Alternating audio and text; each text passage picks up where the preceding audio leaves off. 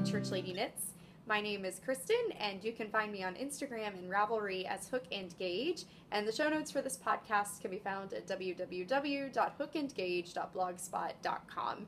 Greetings from rainy Raleigh. It is a dreary, dreary day today. Definitely a day to be indoors, knitting, with a fall candle lit, drinking tea and other warm drinks. It is kind of nasty outside. I was out running some errands in like jeans and a t-shirt and some ballet flats and was utterly miserable. My feet were wet. It was pouring down rain. I didn't want to mess with an umbrella because umbrellas are totally overrated, and I got soaked. So the minute I came home, I threw on a nice cardigan and a scarf and some boots, and which I'm laughing at myself. I'm like, why didn't I dress like that before I went out in the first place? But oh well. Anyway, all that being said, the lighting is going to be a little weird today just because it is quite dreary outside and it was very dark. So I have like a lamp lit over here and a candle going over here. So hopefully everything looks okay. I hope you're all well. It's been 3 weeks and I really wanted it to only be 2 weeks, but last weekend was a little bonkers. I got back from Texas on Friday after a glorious week home visiting friends and family. It was so wonderful. It was just so great to be home for a week. And so I live in Raleigh. I think I mentioned that before. So it was just really, really good to see everybody. And so I got home on Friday night late after the most crazy, epic, turbulent flight I think I've ever been on in my life. That was just berserk. So I got home late on Friday, and then Saturday we had a huge funeral to do. And then, of course, Sunday was church day, and I was just tired. It's like, I just am exhausted, so I didn't film anything. And also, I didn't really feel like I had enough to show you all, so that is that. I am trying out a new tea today called Get Happy Tea by Republic of Tea. I was out at Joann Fabrics, and next to this particular Joann's is a World Market. So I went in to check out their teas, and this looked really intriguing. And life has gotten crazy again at work, and it's just a lot of stress. I don't know if I'd say crazy, it's just stressful. Yeah, I don't know. So anyway, I thought this would be great tea. It's a rooibos, I want to say rooibos, but that may not be right. It's a red tea, rooibos red tea, and it apparently is an infusion of lemon and peach, and it is definitely very zingy. It's supposed to like be really good at lifting your spirits. It sort of has like an anise, licorice flavor. That might be the rooibos. I've never had a rooibos tea. And if I'm saying that incorrectly, I'm so sorry. I have never really had to say that out loud. It's definitely zingy, like very citrusy, but it kind of, to me, this sounds awful, it tastes like an herbal citrus flavored cough drop, which is not the most appealing thing, but it is growing on me as I sit here and sip it. This will probably just be a 1 cup a day kind of tea. I can't really see myself reaching for it over and over again like I do that English rose tea that I shared last time. That is still delicious. I just love it. But this is growing on me a little bit. I plan on taking it to work with me because I tend to be pretty nondescript in my afternoon tea drinking at work. If it's around, I'll drink it. So I think that'll be the plan there. It's in the very appropriate keep calm and carry on mug. So that is the tea that I'm drinking. I also wanted to share a candle. I know Molly of Homespun House has done this occasionally, sharing her candles. So on last Sunday, I went and picked up a candle at Bath & Body Works. They had a 2-for-1 kind of deal going. And I picked up 2. This one is a pumpkin cupcake. And it's just a great scent. I was fanning the scent. I wasn't like whacking myself in the face. It's like I'm not a big fan. Sorry about that. Apparently I still had some TV episodes downloaded to my iPad from my trip that I had deleted, so I ran out of storage. It was kind of crazy. But anyway, so I was talking about this candle from Bath & Body Works and about how I typically don't really like super vanilla cakey smells. But it really has a nice kind of fall scent, and it's 3-wicked. The only thing that kind of stinks about it is it does appear to burn very quickly. I think it's super cute. The top of it looks like a little pumpkin pie tin. I don't know if you can see that. It's like crimped like a little pie tin. That's really cute. So anyway, I might be getting some more of these. I got one in this pumpkin cupcake, and then I got another one in brown sugar allspice. And I actually got refills for all my little wallflowers in that scent too. And it has a really nice, I guess they call it a scent throw, because I had some like kind of lemon scented ones in there for the summer, and you could barely smell them. But the brown sugar allspice has a really nice, it just scents the room really nicely.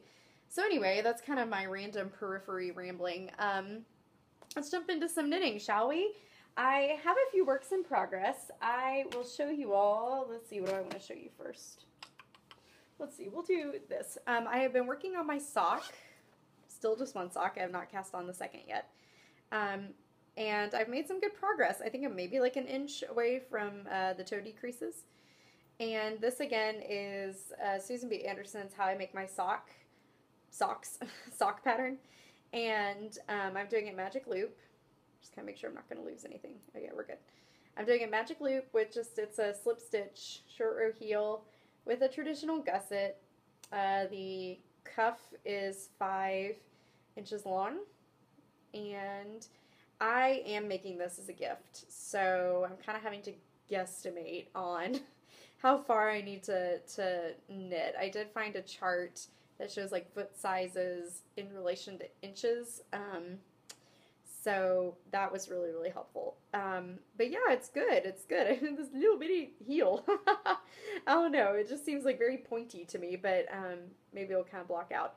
I am really pleased with how this is going. It's being worked up in Patton's Croy, the Blue Rag Stripes colorway. And as you can see, because I didn't do the heel in another color, which I think I'll do on my next pair of socks, I have some kind of funkiness with that kind of blue and orange stripe there, but I think it'll be okay. I think that's kind of where the foot bends anyway, so it may not be too big of a deal. But I'm really liking this pattern. It's very potato chippy, and pretty soon I'll be on the toe decreases, and then I can cast on the second one. So again, that's Susan B. Anderson's How I Make My Socks. And I realized last time I forgot to link that video that I found with Magic Loop, like kind of basic sock making with Magic Loop. So I will do that this time because it was very, very helpful. And I don't know that I have a whole lot more to say about this. I just need to get it finished so I can cast on the second one and then work on some other sock yarns that I have. So I'm really enjoying this. Honestly, the heel and the gusset were not as terrifying as I thought they would be. I have a friend who just crocheted a pair of socks, and we went to a yarn shop together when I was in Dallas, and I was like completely amazed because I did try to crochet some socks, and you get down to like the gusset, and this is, again, I think I said this in the last episode, where it's so nice to have like all of your stitches that are live like in front of you. It's a little scary, but at least you know exactly where you're going to be working next, whereas with crochet you kind of have to go and find the stitch, I guess. But anyway, that's a total tangent, but I'm really enjoying working on these, and I really need to finish them. So those are my socks, or my one sock, I should say. Another project that I have been spending a lot of time on, and it probably isn't going to look like it, is my Georgetown cardigan by Hannah Fettig, and I'm still on the body. Oh, I'm like in the middle of a row. That's nice. No, buddy, you can't have the knitting. The dog loves knitting. So this is how far I've gotten.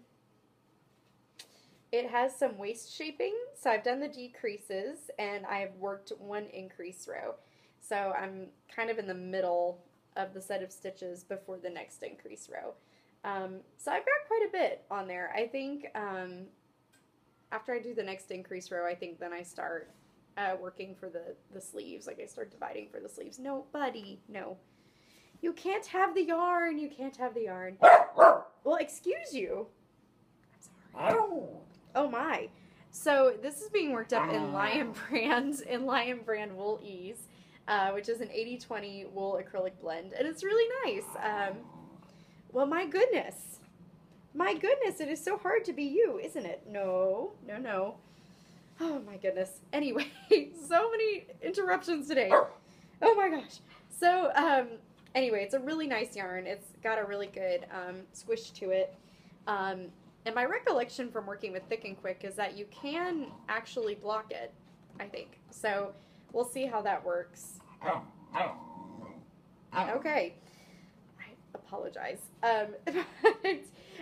It is working up very nicely, and I love this color. This is forest green heather.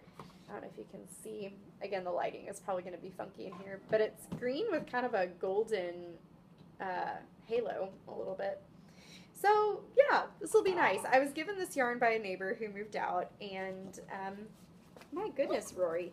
I was given this yarn by a neighbor who moved out, and she just wanted me to have it, which was very kind. So I should have plenty to do this cardigan, and I am really enjoying it. So far, it's been a really easy knit. Just sit and watch TV late at night before going to bed, which I always appreciate those. So are you going to behave now?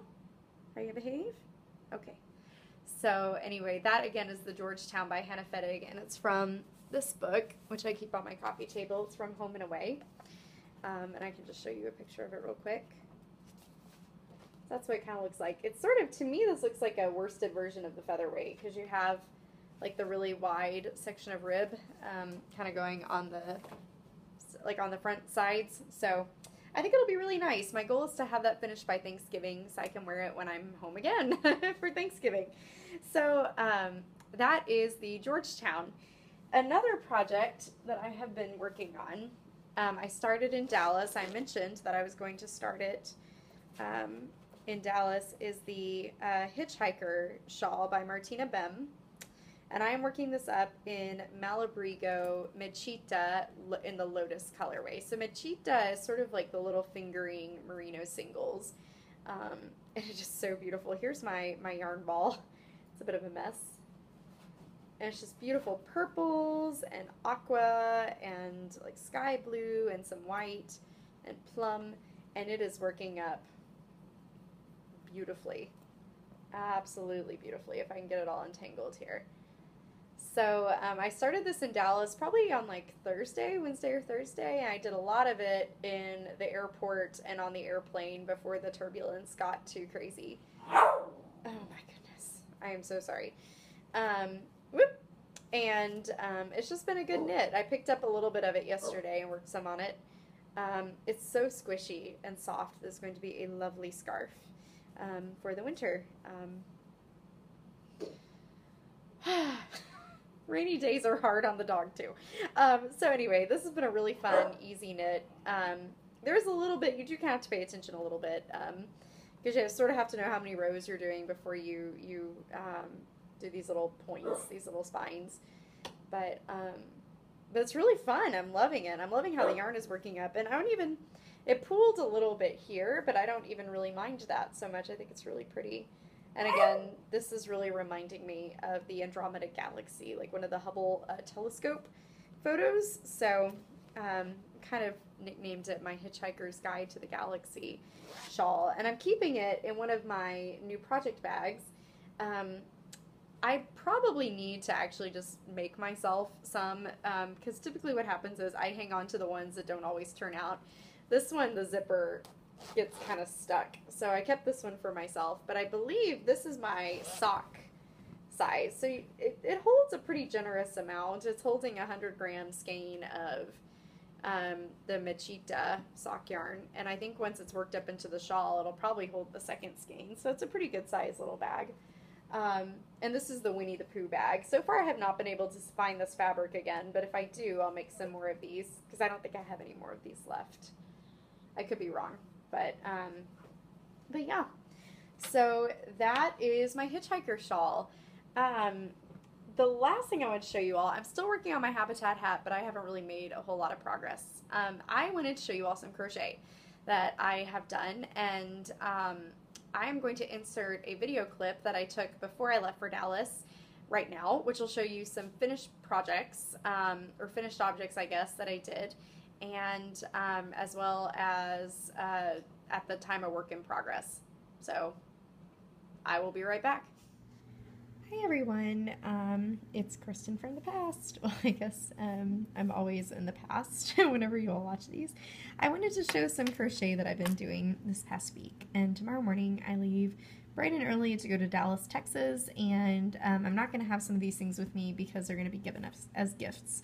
we'll first start with the unfinished project that I'm going to be finishing on the plane and potentially making 2. This is a, I think it's called the flower cluster trivet. Sorry for the unsteadiness. I'm trying to decide if I'm going to sit on my knees or sit up on my knees. But anyway, and it's really late at night, so I'm sort of blanking on words here. This is the top. Clearly it's not finished. It still has all of its little thready bits on the back, but I still have to crochet a solid, it's just double crochet a solid piece to go on the back. Super easy, free pattern on a blog, and I will link that in the show notes. I used a mixture of Bernat Handicrafter yarns and Lily Sugar and Cream. This is all cotton. You don't want to use acrylic for a trivet because clearly it can melt if you put something really hot on it. And I made this one for my mom, and I've started a second one for a friend of mine. I think I'm going to finish both of them on the flight tomorrow. So the center one is Bernat Handicrafter, and it is in gold, I think. This red color is Bernat Handicrafter in Paprika, and the blue is Handicrafter in, I think it's like Sea Spray, I think. And then this is Lily Sugar and Cream in Ecru. So it'll be really cute. It'll have a solid piece on the back, so it'll be double thickness, and it'll have like a little scalloped border. So this, seriously, I think that this front piece took me maybe 20 minutes. It doesn't take very long at all to do. Super easy pattern. I will link it in the show notes. The other thing I've been working on this week, and they are finished, is I made my mom some crochet dishcloths, and she loves crochet dishcloths. And this is one of my favorite patterns. It's absolutely large. It's actually kind of square, but it's gotten a little smooshed. Gosh, I didn't measure this. It's probably close to 12 by 12, maybe more like 10 by 10 maybe. And super easy. Again, a free pattern. I will link it in the show notes. See if I can zoom out here. This is my hand. I have a kind of a small hand, but still, it's a good size. And cotton shrinks, so I don't know if you can see, but it's this really nice kind of lacy pattern. So when it shrinks, it'll still have some good drape for a dishcloth. Again, this is Bernat Handicrafter Sea Spray. This, it's folded up, but this is one in gold. I'm blanking on this one. It's Bernat Handicrafter, but it is in kind of like a charcoaly gray. Lily Sugar and Cream in the Ecru. And Paprika. So as you can see, we've got this cute little stack, kind of matches the trivet. So it should be really cute. Again, I have to finish this trivet and potentially make another one for a friend of mine on the flight, but that should not be a big deal. I just wanted to show this to you before I left, and those are given away. Okay, so hopefully you saw the dishcloths that I did, as well as the pot holder that I started. I am so mad at myself because I did not take a picture of the finished pot holder, and I also did not finish the second one. So here's the second one. I'm going to finish it hopefully soon, and it looks awful because it has all the ends that need to be woven in, and it's been crammed in a little bag. But I really like this pattern. It's very, very easy. I think, as I mentioned in the video, this top part took maybe 25 minutes, and then all you do is you crochet a solid piece for the back, and then you connect them with this sort of like chain scallop thing. And again, all those links will be in the show notes for both the dishcloth and this, I think it's called the flower cluster pot holder. So that's kind of what it'll look like when it's all together. So I really like it. I think it's a really nice pattern. Super easy. I think I'm going to be making a bunch of these for Christmas gifts. If I remember, I'll also link it. There is a YouTuber named Holly Casto. She does mostly like Etsy marketing kind of videos, but she's recently gotten into crocheting, and that's who I found that pattern through. She was sharing some adorable pot holders she made, and I definitely want to try some of the other ones she did because they look really nice too. And those were living in my homespun house bag, so it was funny. I took 2 bags. I had a bag for the yarn and a bag for the little projects. Ooh, and I also wanted to share, I feel like this is very scattered. You can take child safety scissors on an airplane. I don't know why I didn't know this before now, but I would always use my car keys and like try to saw the yarn, but you can actually take blunt tips, they have to be kind of rounded, like that, you can take child safety scissors with you. So that's really good to know. That was much easier than trying to saw the yarn with my with my car keys this time around. So that's really it for works in progress and finished objects from the past that have all been given away now. So I wanted to share with you a little bit of some of the things that I've acquired. And I got some of the most adorable fabrics when I was home. There is a quilt shop in McKinney, Texas, which is north of Dallas, called the Quilt Asylum, and it is like heaven. If you are ever in North Texas, you have to go. It is just amazing, like totally amazing. It's by far the best quilt shop I think I've ever been in.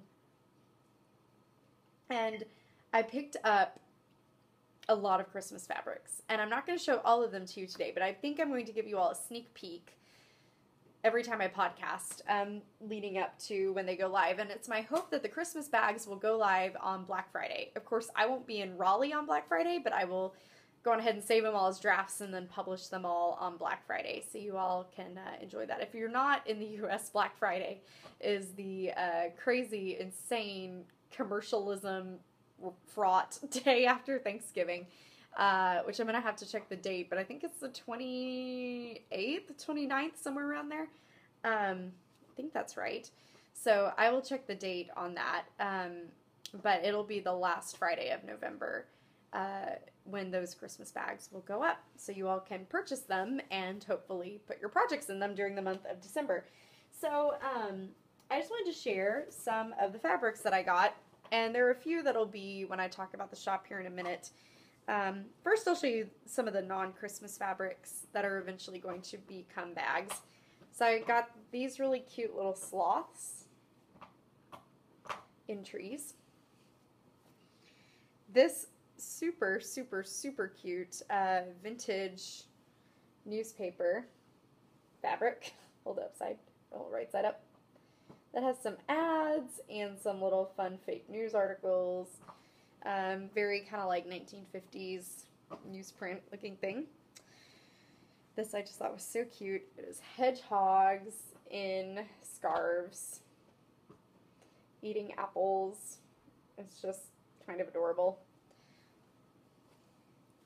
Then this one I've seen actually a lot in some project bags. I got some of these alpacas and llamas, which are really cute with little hearts.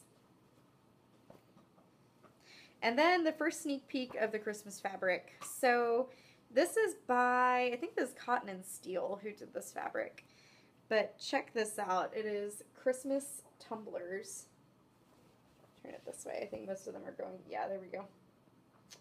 Little Christmas tumblers. So you have like little Christmas trees and cats and gifts and flowers.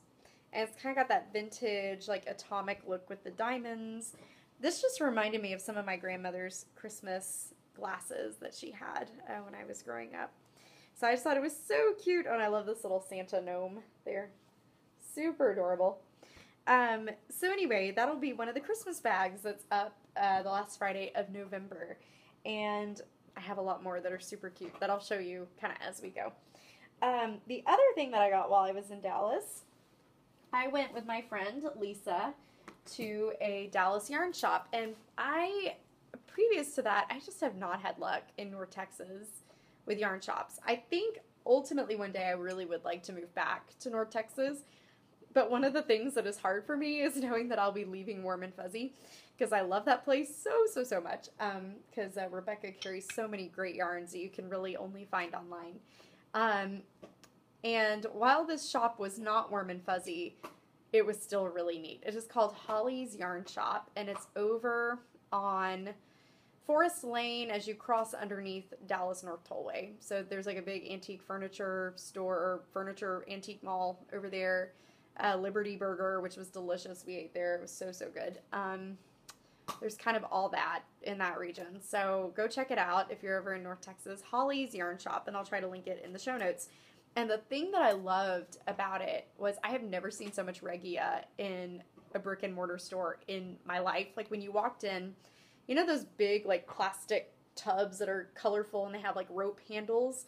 They're probably like 10 gallon, maybe 10 gallon buckets. maybe, completely full of Regia. And she probably had like 6 of them in the front. Like she had the Regia, the design line with the Fair Isle. She had the sort of Regia self-striping, just solid stripes. She had a whole 2 buckets full of Regia that was really fascinating. I think it's a newer yarn. They're the socks that are mostly solid except for like a band of stripes that go around the ankle. And what it was there was like a length of yellow yarn, and that showed you where you started your cast on. And then you knit, and you cut your yarn, and then you would pull out the yarn again until you got to the next yellow piece, and that showed you where you cast on for your second sock. Brilliant. It's like perfect socks for dummies, right? So it was amazing, and so much Regia, lots of Cascade 220. I mean, again, kind of more commercial yarns, but I was really excited about the Regia. And Rowan tweed, Rowan felted tweed, she had some of that in there and other Rowan yarns. It was really cool. It was really, really cool. So what I got from there, I got 2 things. I first picked up a set of sock blockers. These are by Bryce Bunn. I think these are the same ones that Danny of Little Bobbins has. And I like these because, as I think Danny mentioned in her episode, they're open, so the sock will dry faster. And I like the little hooks so you can hang them like on a shower curtain rod. And I also like that they are metal. I don't have a radiator in my apartment, but when it's a nice warm sunny day, I can stick them outside on a drying rack. And also I don't have to worry about them warping like wood might when it gets wet. So these are great. I got these in the small size. Again, these are by Bryce Bunn. I think they were about $16. So that was a good find. And then what I was super excited about, they had one of those big buckets that I mentioned, was full of nothing but design line Arnie and Carlos yarn. So I got Fall Night. I really thought I had missed the bandwagon on this, but lo and behold, there were 2 balls of Fall Night. So you all have seen this. Very popular colorway by Arnie and Carlos, and they're 2 50-gram balls. They were about $10.50 a piece, so they were quite, kind of expensive, but for a pair of socks. But I do love them. I love them so much. And it's kind of a yarn that I was looking for, but couldn't really find anywhere. They did have the Summer Night, I guess, which is like the teal and the kind of pink, the like reddy pink. And so I was really struggling because the teal is kind of more my color, but I thought I really need to get this because I just love this. So, so fun. But anyway, and my friend Lisa is the one who crocheted the socks, and she bought a big ball of Regia. I think it was Design Line. It was one of the faux Fair Isle, kind of sort of like this, where it has like the sections that look like fake Fair Isle. And I was amazed at how beautifully they crocheted. Like, I mean, the yarn worked up so nicely. You just never know with crochet what the yarn is going to do. So, really excited about that yarn. And I will definitely be going back next time I'm in town, because that was so cool. Again, I've never seen that much Regia in one place. It was crazy. And they also had a lot of other sock yarns too. There was a colorway that I really liked, but I didn't like the way the yarn felt. I don't even remember the company that made the yarn, but it felt like an acrylic sweater. Like, it just had this awful, super slick, like, I feel like if I wore those socks, it would be a slipping hazard. My feet might just fly right out of my shoes if I wore them, but I loved it. It was like a gray, red, and white stripe. Kind of like how Turtle Pearl, does like the faux Burberry stripes. It was like that, but with gray and red and white. And it was really a darling pattern, but the yarn just felt kind of icky. So I didn't go for that. But this was a good find. So I think that's it for acquisitions. Before I do shop updates, because I know not everybody is going to be interested in that, I did want to share, and you all may not be interested in this either, I did want to share some things that I have been reading. So if you're just here for the knitting, no worries. We'll see you next week or next time. Hopefully it'll be less than 3 weeks this time. But if you want to stick around, 2 books that I have really been interested in, one of which I have read a bajillion times, is Number the Stars by Lois Lowry. And I'm rereading this one right now because I am writing an article for a theology blog that I contribute to called Thinking Through Christianity, and I'll link it in the show notes. And this is October is, I don't know if it's like reading month. I know it's National Theological Libraries month, but I don't know if it's, I think it's something to do with like reading this month. It's not just theology libraries. I think it's like all forms of reading. So I am writing an article about this. Of course, Lois Lowry is also the author of The Giver, and that's kind of the most famous of the books. But this is a fabulous book. I had to read this in 5th grade, and I think I finished it, like we were reading it together as a class, and I think I finished it the first week we had it. It's really, really good, and I still really enjoy reading it today. It's all about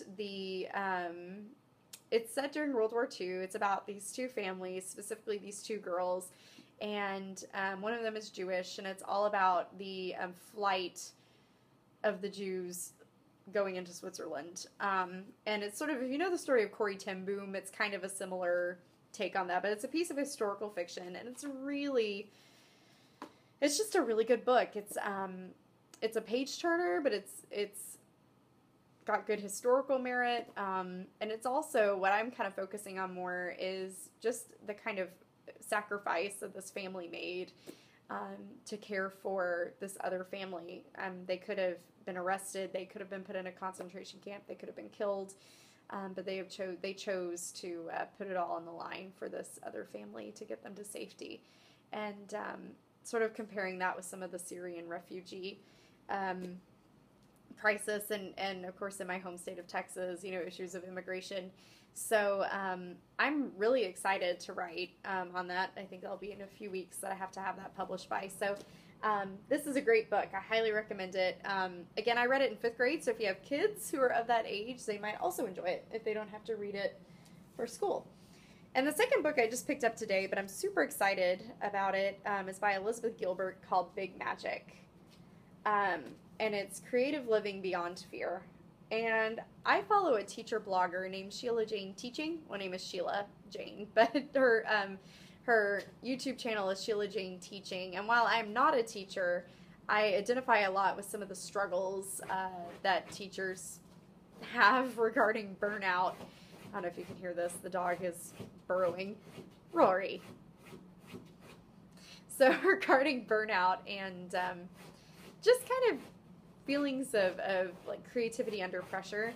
I think a lot of people who work in fields that are allegedly creative, but they do it for a living, it can be really hard to maintain a sense of inspiration, especially when like you're the only person in your workplace who does that kind of thing.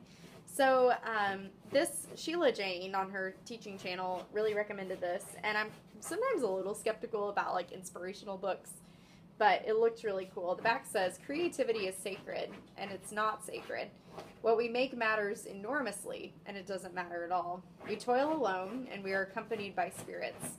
We are terrified, and we are brave. Art is a crushing chore and a wonderful privilege. The work wants to be made, and it wants to be made through you. So I just thought this might be an interesting book to just to kind of read and see if I could draw some inspiration from. My goodness. This is the craziest dog episode ever. Rory! I apologize. Oh gosh. It's raining. I'm tired. The dog is going ballistic. It's like all the fates are colliding together. So anyway, I will let you know what I think of that book. And so for those of you who are also fellow creative types, who also work under pressure occasionally, you all might be interested in that. So last but not least, I want to talk about some shop update stuff. So if you do not want to stick around for that, I will see you next time. I do have an update that'll be coming up probably in the next week. My goal is to have it done by tomorrow, but I don't want to promise that because it may not happen. I have a few more fall fabrics that I picked up when I was in Dallas, and I just wanted to show them to you. So I have been having the weirdest sewing mojo week. Like, I want to sew, but then I sit down and sew and end up screwing things up. So I finally have had success. I don't know what is happening. I finally have had some success with the sewing machine. These bags are clearly not finished. They need to be finished, but there will be this fun mushroom bag that is also being called Forest Floor. and that's in the sock size. The shawl size has already been sewn together. I just need to box the corners, so I don't have that here. Then this other cute bag, which is sort of like fall owls.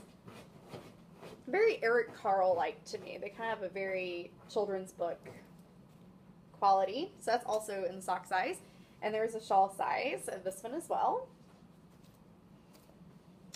And there will also be sweater sizes of those bags, as well as another bag that I didn't bring over here. I'm thinking about lowering the price on my sweater bags to probably $27. So, because they don't really seem to be selling too well. So maybe they're a little cost prohibitive. It's all a grand experiment, you know, trying to figure out how you're going to sell your things. But I'm just so humbled that people keep buying them. It's like, wow, you all actually want bags. That's great. So another fabric that will get turned into bags is this. I saw this when I was over at Joann's picking up some batting and whatnot. It's just a really nice kind of general fall fabric. And that is pretty much it. Again, I'm hoping it would be nice if they go up on Sunday, October 11th, but it may not happen. So we'll just have to see. I'm going to go before the dog completely destroys my furniture, and I'll talk to y'all later. Bye. Last night